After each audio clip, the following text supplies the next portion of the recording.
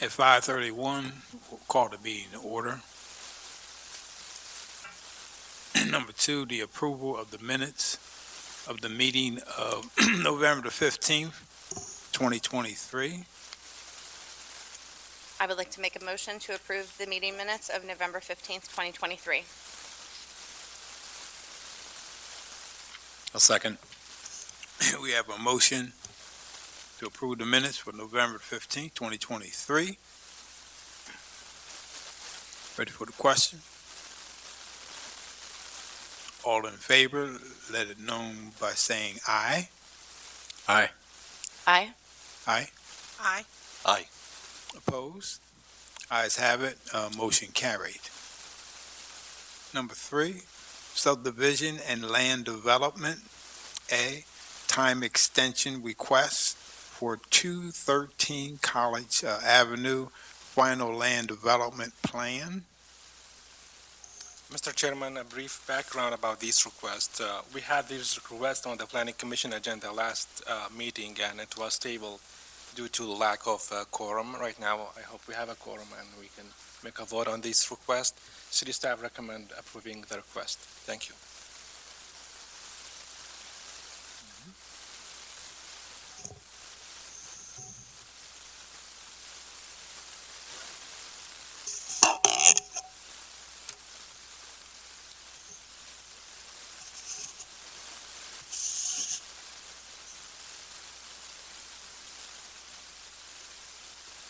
So, any comments from the commission?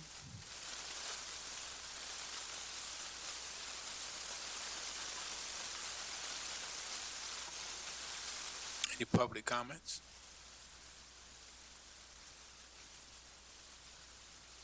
Yes.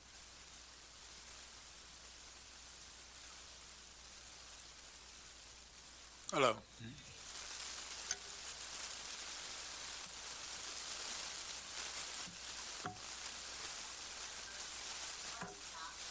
Could you state your name, please? Thank you.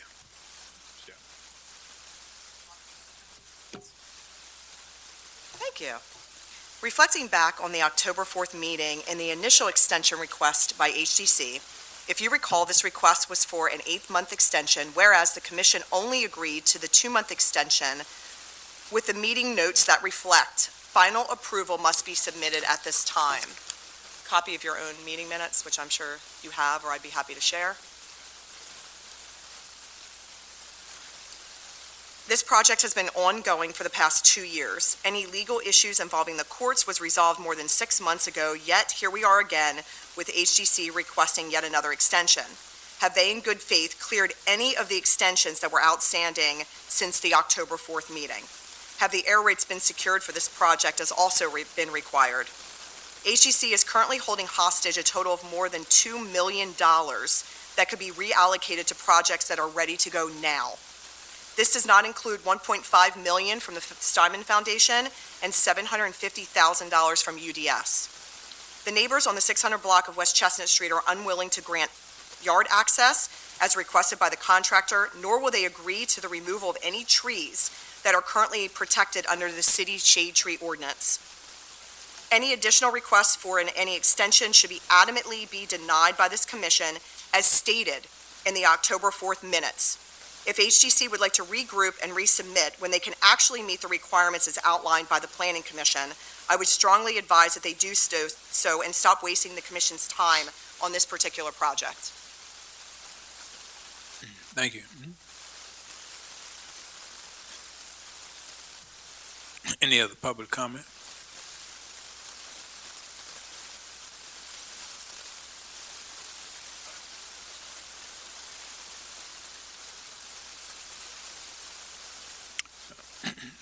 Tonight is a vote on the 6-month extension. May I ask a question, please? Mhm. Just curious, assuming that HDC is making significant progress finalizing all the conditions of the plan, Yes, Mrs. Nicole. and you see that progress will continue to occur? Yes. Do you foresee any issues of the in 6 months or 5 months of them coming back with another time extension? I don't think so. Great, thank you. Welcome. Can you tell me what progress has been made over the last 6 months to meet any of the requirements that were originally noted? Can you please advise us?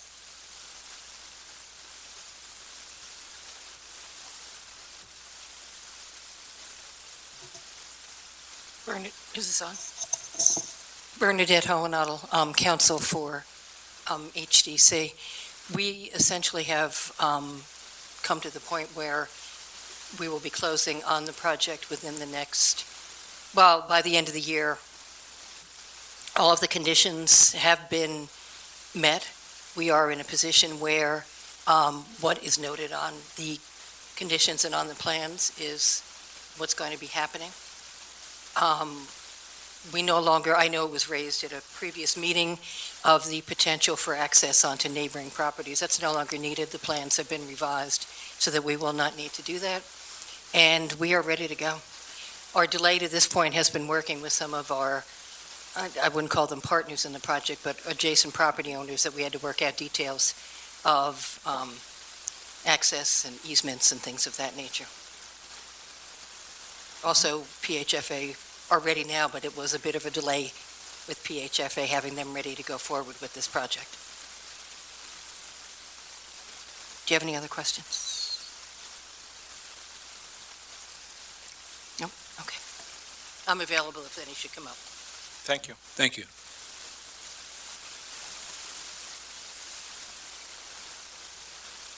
Any other questions from the commission? Public? So, ready for the vote?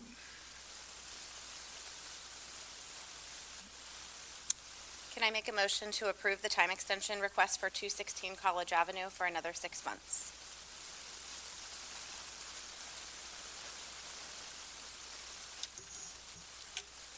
Second. We have a motion on the floor and a second for the time extension on 213 College Avenue for 6 months. Ready for the question? All in favor, let it known by saying aye. Aye. Aye. Aye. Aye. Aye. Opposed? Ayes have it, motion carried.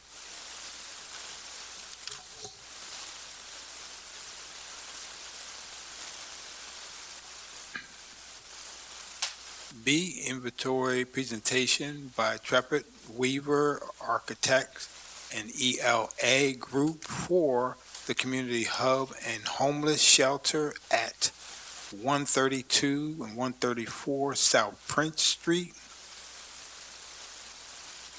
Mr. Chairman, the Lancaster County Redevelopment Authority and Homeless Coalition proposed to create a hub for homelessness services at this site that has been vacant for over 10 years. The Prince Street Hub would include a day center, emergency year-round community shelter, 9 family crisis housing units, 22 permanent supporting housing units, and flexible office space for partner agencies. We have tipped over as an architect and also our ALA, a consultant, to present the project. Sure. Yes, good evening.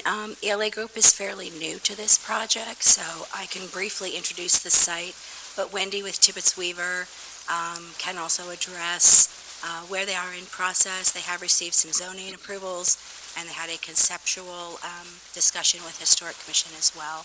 So the total site, when it will be joined together, there's a small townhouse. It will receive some renovations on the upper right-hand corner, the northeast corner on that plan. That site is just .052 acres. The remainder of the property is somewhat L-shaped behind that unit, and that is a .264 acre site. So in total, it'll be just over a third of an acre for that property, with Prince Street on the right-hand side and Water Street at a lower elevation on the back portion. Wendy, did you want to go through the programming? Sure, I will try to be brief on the program. What you're seeing up on the Could you board. state your name, please? Oh, I'm so sorry. Wendy you. Tippett Weaver Architects. We've been working with the Lancaster County Housing Redevelopment Authority since March. On this site, currently it's four attached buildings. It was prior use were offices and a church and SROs, or single-room occupancy units. There were 8 of them. It's been empty for about 10 years. And our plans include, this is the first floor plan of the existing conditions. If you scroll down and go to the second, I don't know who has control of all this. Do you have control, Mandeli? Oh, great, thank you. So scrolling down, this is a first floor plan of what we're proposing to do. On the far left, you see sort of a beige, pinkish area. That is the day center, and that will house offices and be a welcoming center for homeless and others in the community who want to come in and use the facility. There's a large communal space up on the top of this sort of beige space that addresses the courtyard. And then there's showers, bathrooms, storage for belongings from the homeless. And they're envisioning having providers come in, like doctors, social workers come in to work with the clientele. There's room for showers and cleanup so that the folks could come in and use the computers, look for jobs, do research, shower up, go out for job interviews. That's how the day centers really envision operating. On the far right, the sort of purple area is congregate housing. There's proposed about 20 beds in that area, and that's viewed as emergency housing for congregate shelter. More code blue and code red when people really need a place to stay because of severe, harsh weather conditions. Generally, that part of the shelter won't be used so much. It's more of a dorm style. You can see those little rectangles are beds. The turquoise area is the family area, and this is crisis housing. So it's intended to serve population if somebody gets evicted from their apartment, or a family gets evicted from their apartment, their house burns down. And so there's individual bedrooms of different sizes with their own baths to house, a family. And then there's also a communal area towards the top of that space, which would provide seating, play area for children, a small kitchen area. So there are 9 of those crisis housing units altogether. There's sort of some purple areas scattered over the plans, which are really provide access to the second floor. And if we go down to the second floor, Mandali, that's 22 small apartment units, each with a kitchenette and a closet. There is a communal area, shared common area, living, laundry up there. It's elevator. Accesses the second floor, so it's fully accessible space. So that's the program very briefly. Did you have any questions regarding the program? No? I do. Yes, Hi, Miriam? Hi there. Who will be operating this, the coalition, or will it be Salvation Army, or a combination of the two? I believe the coalition is going to be going out to providers, and so they haven't determined who the providers are yet, but they have been engaged with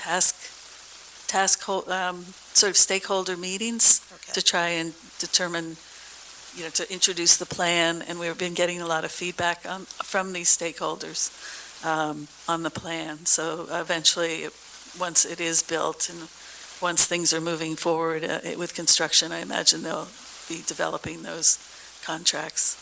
Okay, thank you. And what do you envision as a timeline for this? The timeline,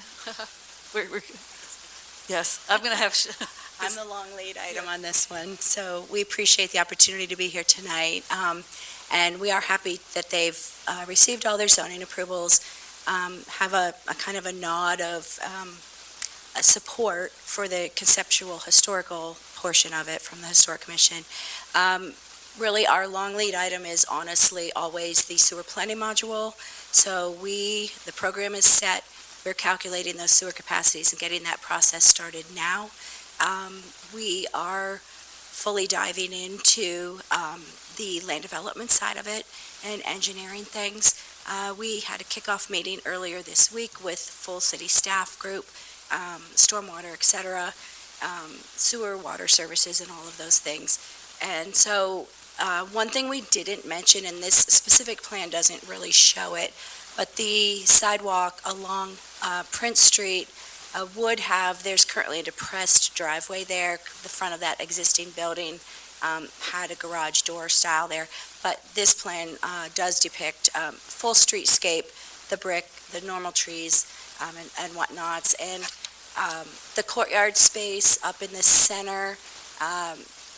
There's discussions for some potential for some raised gardens, some vegetable things. I mean, things that would help support some of the family uses that would be in this building. So what we're looking at is really, we would love to be through land development by, mid to later spring and really try to have all our ducks in a row. And from a site standpoint, it's very compact. It's almost all building that's going vertical. So it's really the utilities, the sewer coming out the back, water services go out the front to Prince. We would replace those for domestic fire and water, those sorts of things. But our real true long lead item is the sewer module, which the city's always very good about processing, but at the DEP end, we lose a little bit more of our control over timelines. They have 90 days from the day they get it in which to fully give us an approval. There's never questions, but there's always just a time lag. So maybe with some encouragement, they can speed that end up as well. But Historical Commission would run concurrent with us, going through land development like always, Shade Tree Commission, all those things at the same time. But would be wonderful if we could get through our approvals by that time frame. Our goal is to try to do that and expedite as best we can. Clearly, there's the need for this use, and we want to push as hard as we can push to get it through. Absolutely. Yeah, thank you, sure. Can you speak a little bit more? I know the program hasn't been 100% defined, but can you speak a little bit more into what type of, will this be a lot of all families that you're trying to target? Will you house single individuals? What does this look like? Unfortunately, the client isn't here with us. They couldn't make this meeting because it was rather sudden on the agenda.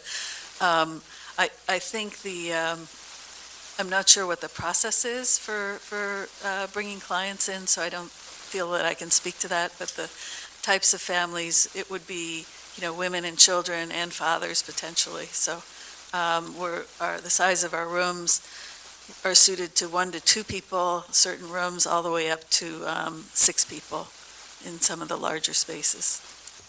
So I know that in some homeless shelters, there's complexities when you put men and women in the same area with children. How will you address that if this is very family focused? So if you look at the congregate housing, which is purple, and then the family housing, which is blue, we've isolated the congregate housing, and there will be separation between the women and the men in congregate housing with 2 bathrooms. And they have a separate entrance into that space from the family shelter. There was a lot of conversation about that with the stakeholders and with the coalition. Yeah, separate outside doors for them to come in. Yeah. And one of the larger issues was, and the reason you see that up in the upper right-hand corner, there's sort of an alleyway structure. We're actually cutting that through the townhouse. When early on in this project, we were intending to have much more congregate shelters down here, but the city since then has really moved them elsewhere. And so there was a lot of concern in the neighborhood about queuing up on the street and having a lot of people queued up. So we were trying to bring them into the central courtyard, reduce tension in that green space, and then they could enter their respective shelter areas. Is that green space open between Southwater and South Prince? Like, could I walk through that as a pedestrian? We don't have enough room, so. That may be, I think currently it is not, and I'm not sure that the full intent is to allow a complete connection through. I think those are all, we're a bit early getting this part as far as the site started to catch up to where the building programming is, but I believe it would be designed more from a security standpoint to enter in and exit from the front and have that space secured on the internal portion of the site itself. And as Wendy spoke, then folks can disseminate from there into the various different entryways for the different types of uses in the building. Where would be the intended entry for the day center? Would it be back on Water Street, or they would be coming? The day center is entered off Water Street, Okay. and then all the sleeping facilities, well, with the exception of the apartments, are entered off Prince Street. The apartments are entered off the lower left side, that purple. They have a separate elevator and a staircase and a lobby with mail. I got a question. I see the parking fronts on South Water Street. Has there been any consideration to either like hiding or reconfiguring it so that the building fronts right along Water Street? Actually, we are still, those are good questions. Those are existing parking spaces currently. We've been doing some brainstorming in coordination with some of the city staff to balance the needs of the actual parking, because staff that works here still does need parking available. It's difficult if they don't have spaces immediately near the building. So the idea is to build vertical and not to expand the footprint itself, but to put the entire second floor on top of an underutilized building in which to create that space, but to still preserve some parking out back. There may be reductions in parking. The configuration may be different to become a little more pedestrian friendly, but we are still in the brainstorming stage of that. But I do not believe this project could account for complete elimination of that and maximizing the building any more than the footprint that you see now. Okay. Okay. Yeah, because I understand the needs for employee parking on our current culture. Parking's not required though in this project, right? It's just that these exist now. I have to admit to you, I am so new onto the project. That's okay. That's okay. I am not usually in this situation where I can't answer a question for you, but Wendy probably knows. I did not take it through zoning. So we went through zoning and showed 9 parking spaces. We're grandfathered in. A certain number of parking spaces are required for the prior use, and so we were grandfathered in by virtue of the parking spaces being there and the prior non-conforming uses having those parking spaces. We may go back to zoning and ask for variances if we decide there's a better configuration and need to reduce the numbers. We just don't know, but our current zoning approval is based on those 9 spaces. And we so didn't. Parking was required. Yes, parking is required. Okay. It's just really, if you were to start this project new, there would be a lot more parking required for it. Gotcha. It's just that we're grandfathered in because there was a prior non-conforming uses. Gotcha. Yeah. Okay. I follow you. Yep. Thank you. Okay. It would be wonderful as you continue through this process if you could try to be really creative and find a way to put some trees on Prince Street. That area is like, there is no shade there, none whatsoever. So it's really, it would be awesome. There's a small one just off the property, yeah. I think there, years ago, might have been a larger one in front that might have been removed. This had been looked at from a logger house some time ago. I think I remembered there had been one other tree back at that time, but yeah, we definitely want to get as many trees in there as we can, and we'll work with the Shade Tree Commission on that to green it up.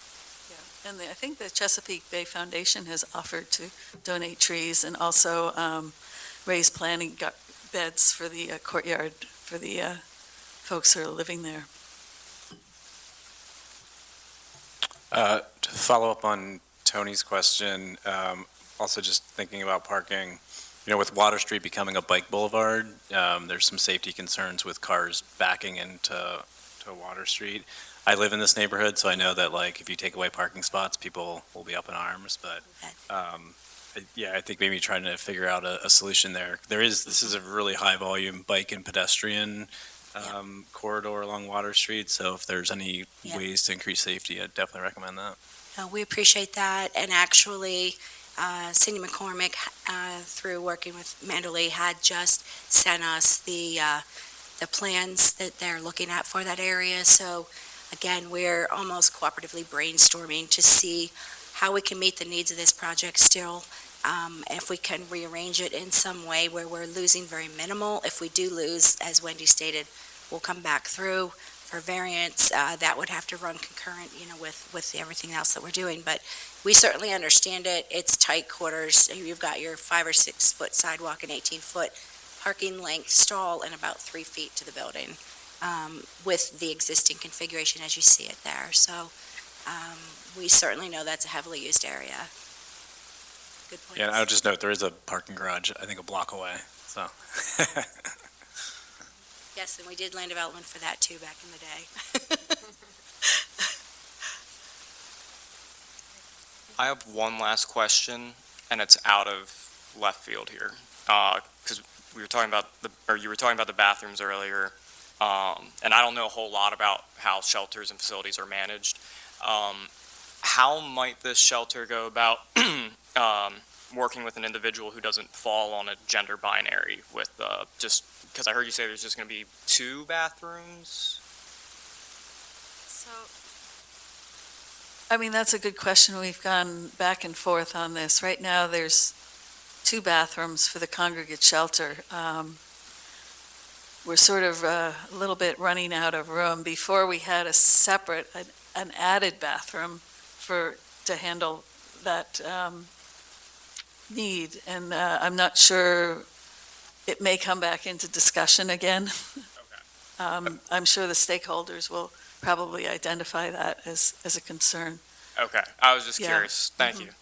Yeah, it is a concern. And sorry, I have one more question too. Have you thought about bike parking at all on the site? Again, we're getting started. We literally kind of began this project at the end of last week, beginning of this week, but we certainly will need to work with accommodating that, looking for opportunities for some space.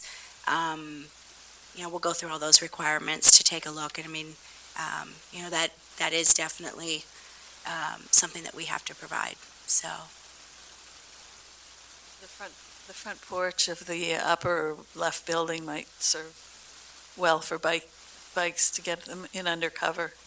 We were bringing them into the building in the original program, and it just got a little tight in the entrance area. We could fit 2 bikes off in that little niche above the entry vestibule. So we will be looking at that again.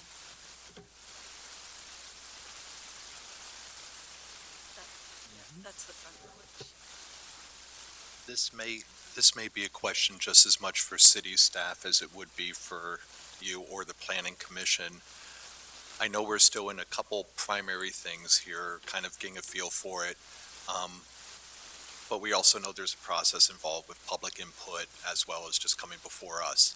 What can we do, though, in the meanwhile to anticipate maybe, I can't use the words making it easier for you, but to make the process something that we know we need this?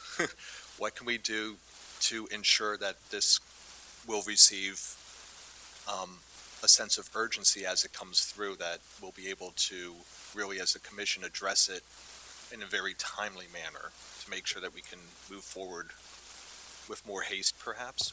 Yeah, I think part of the reason that we advise to come before the commission for introductory presentation just to waive the preliminary plan requirement. So for the developer to go straight away to the final plan. Yep. Yeah. And I can speak to that. I think the city has been very cooperative to date in even getting the groups together, brainstorming, offering suggestions for some looks at parking and whatnot.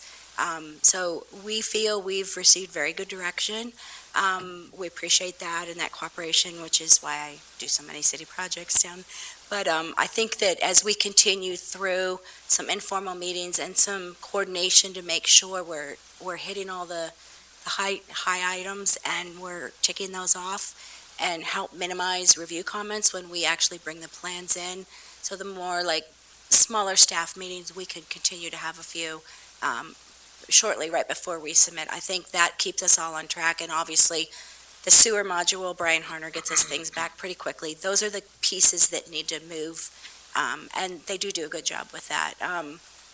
I've heard from client they may be able to place some phone calls to DEP to encourage when that time comes, and a timely review and response back to us, not a full 90 days. And honestly, that's probably the longest lead item that will be most helpful for us. So I think through the groups and what we do already, I appreciate the urgent request, and we certainly want to be respecting everything we can do to get it through quickly.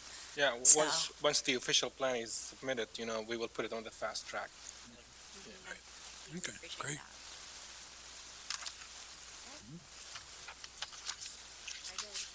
Thank you. Thank you. Yeah, Thank you. Hopefully you'll see us very soon. congratulations. Congratulations on your efforts.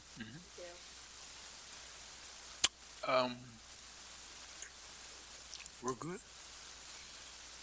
Number 4, Redevelopment Authority, City of Lancaster, none. 5, other business. Mr. Chairman, I do not have other businesses. No other business. Public participation. Any comment from the public? Yes. Approach the podium, please.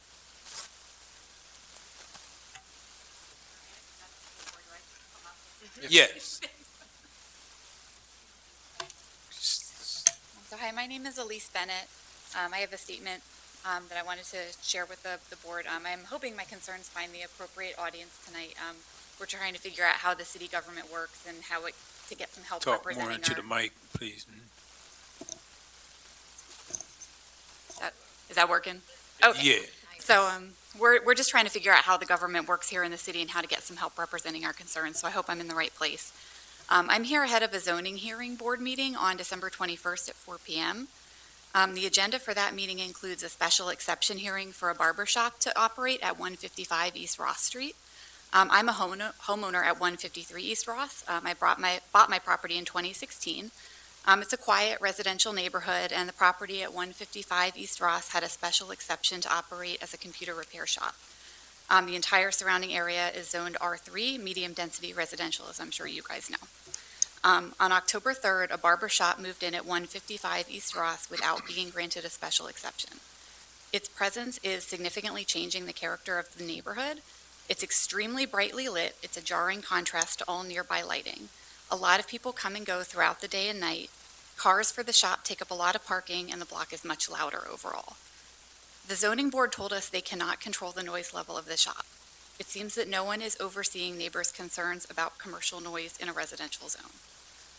We're concerned that the barber shop was able to move in and operate without a permit for 5 months.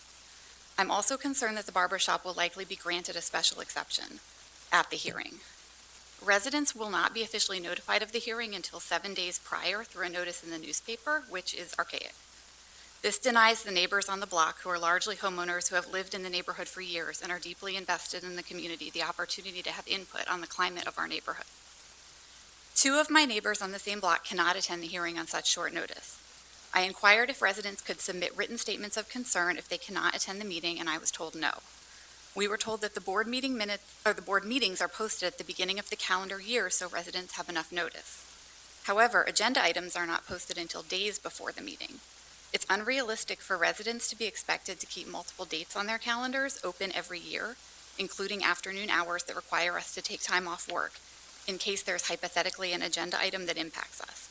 This system is not conducive to allowing residents to have a say in items that directly impact us and our quality of life. My understanding is that the zoning law sets the expectation that any business permitted to operate in a residential neighborhood under a special exception should blend into the fabric of the existing residential community. Instead, it seems that the hardworking, long-term residents and homeowners of our block are now just going to be expected to live in a busy and loud commercial area. It seems that the character of the neighborhood will be changed dramatically in the course of this hour-long zoning hearing, without giving the neighborhood residents much opportunity at all for input. Thank you. Yeah, thank you. Mr. Chairman, thank you for sharing your concern. After the meeting, I can sit down with you and share the contact number and email of our city zoning officer. This body has no oversight over zoning ordinance. Zoning ordinance is governed by zoning hearing board. It's totally different from the planning commission, but I'm willing to help you after the meeting's over. I would appreciate that, thank you. Yeah. I have already spoken to Jamil Thrash, who I'm not sure if that's the contact information you're going to give me, and that's where Yes. I kind of hit the dead end that brought me here. I'm not sure where else to turn. No problem. We still can have a meeting, with him and navigate the request more carefully. Thank you. Thank you. Thank you. Mr. Cajo, I do got a question related to the comment. What can be done to regulate lights coming off of buildings? Like, because this isn't the only instance of, like, there's a store at a five-way intersection. I can't remember all the street names right now, but you know what I'm talking about. It's so bright. It's just so bright. And at night, it's like, you don't need street lights over there. Can anything be done to quell how polluting this is in our neighborhoods? I would suggest that, approach the Department of Public Works. Okay. All right. May I piggyback a little bit off of this as well? Sure. Thank you. This is my neighborhood, and as we look more towards something that we do control as the Planning Commission, the idea that we submitted a comprehensive plan with mixed use for many of the zones, which will really be within that same neighborhood. There is a process now, isn't there? Because what if that corner shop, which for 60 years has been somebody's living room, or maybe an abandoned for 7 to 10, however, since I've lived there, I don't remember anything being there except for the broken TV sign. How can we ensure that the building codes that were good 60 years ago when that was mixed use would meet today's standards? Is that something that we even look at as a planning commission, or does that go on to someone else? Because I'm thinking insulation between the buildings, light, sound, those kind of things. Yeah. I know that's not us, but Building code, yes. yeah, so that's a whole nother Yeah. beast as well. Yes. I hope you brought a notebook. There is a lot to do, but I definitely can agree and sympathize with you. You know where I live, and my neighbors are 1 o'clock in the morning is when they're closing shop, and it's very difficult to get a good night's sleep sometimes. Yes. Yes. Yes. Yes. Interesting. So any further comment from the public?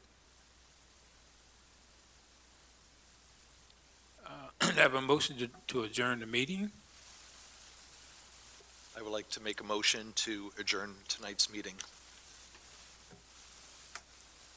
Second.